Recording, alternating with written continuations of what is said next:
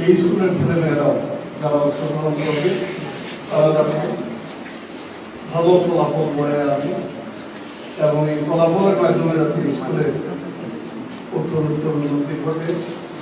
শুধু নান্দনিক ভবন আর শিক্ষক মন্ডলী যদি বেশি বেশি থাকে তাইলেই কিন্তু স্কুলের সুনাম হয় না। স্কুলের সুনাম হয় স্কুলের শিক্ষার্থীদের ফলাফলের মাধ্যমে।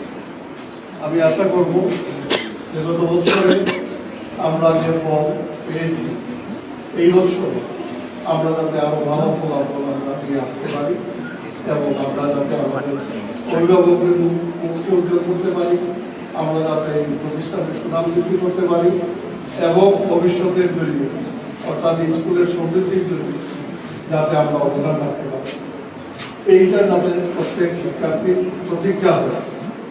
আমি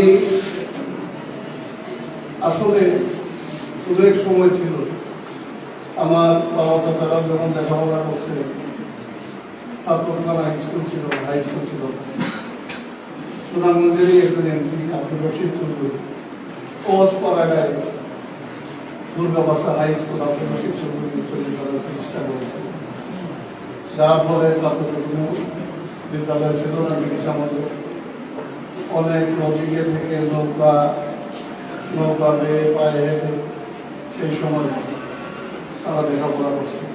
এমনকি আমরা যখন স্কুলের লেখাপড়া উপযুক্ত তখন এই union, Chittagong union, Charmohana union, Kalagunda union, এই অধুনা ছাত্রক ইউনিয়ন, এই সমস্ত ইউনিয়নের জন্য উচ্চশিক্ষা প্রতিষ্ঠান ছিল।